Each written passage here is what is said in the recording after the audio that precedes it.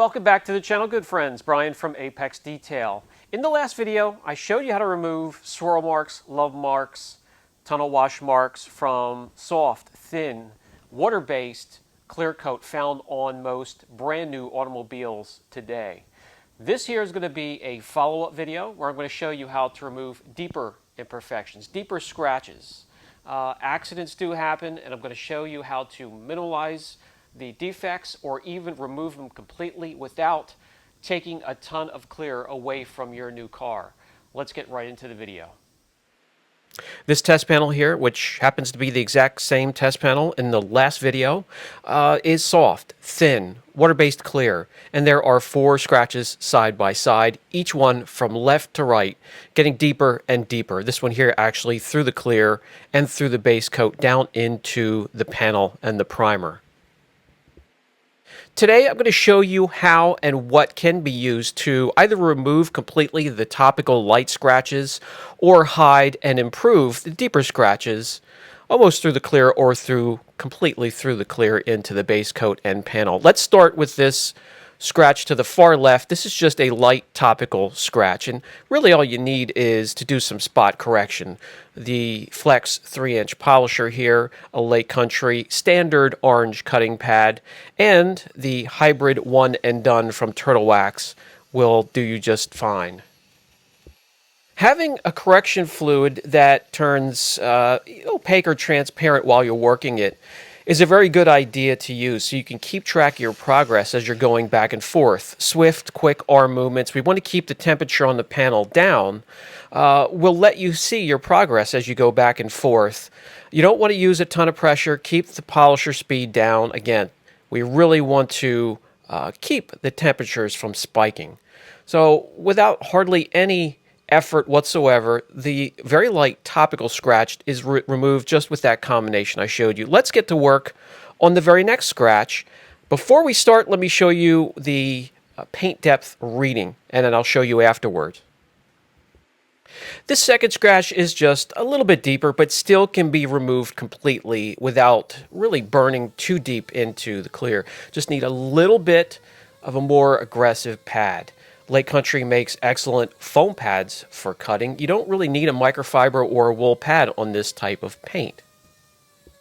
Also, this polisher does have a larger throw than the last polisher. Add that with the pad that's just a little bit more aggressive and you have a more effective, quicker cutting combination. Just keep track of your progress as you're going back and forth. Make sure you don't remove too much clear. When you see the improvement or the removal of that scratch, stop. Then we simply change over to an application pad and finish down, removing any haze left over from the correction process.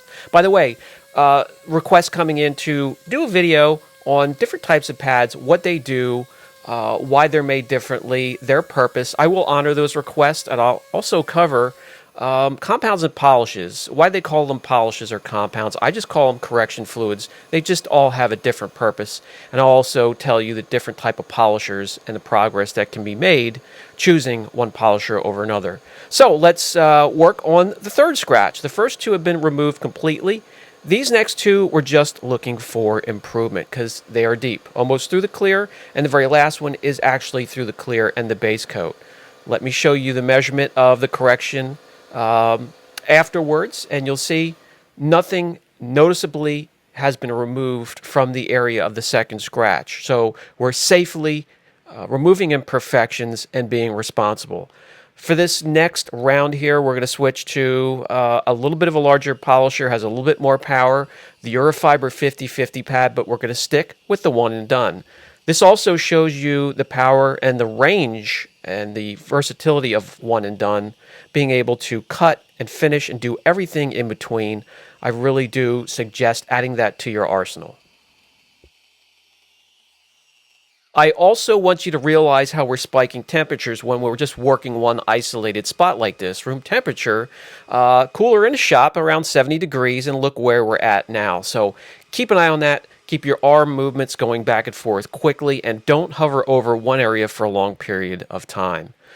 So we've made improvement. There is a little bit of, let's say, for lack of a better word, a shadow of that scratch, but the improvement's there that you have to be looking for it to pick it up.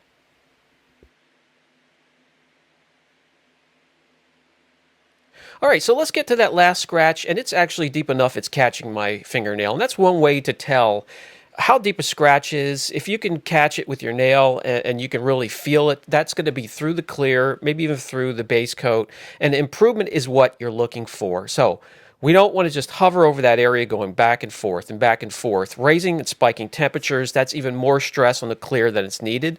So just grab some 3000 grit, either a Trizac disc or a sheet, and lightly go back and forth until you see that milky color starting to form. That's a little bit of clear coat. Stop, check your work, polish it out, and I guarantee it'll look so much better without hardly removing a lot of clear, and you'll keep the temperature down as showed right here.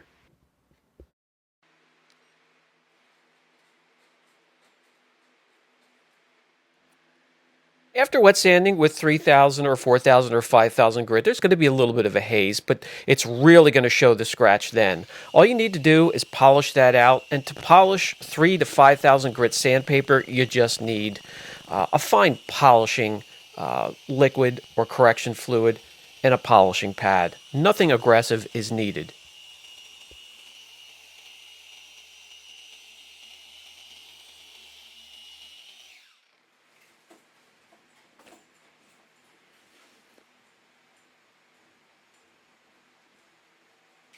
And there we go. The only way to completely repair damage like that through the clear into the base coat is to take it to a body shop and have it resprayed.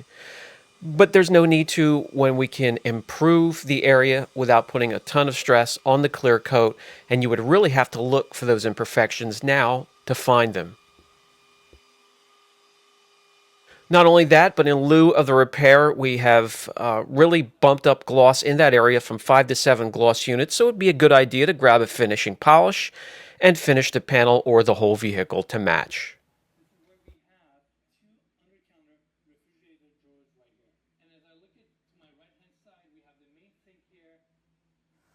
Okay, good friends, that's going to do it for today's video. Listen, life happens. Little mishaps are going to happen to the finish of your car, like it or not. I just showed you some options today as to how to take care of them. Remove them completely or minimize them and make them harder for anybody to see unless they're actually looking for them.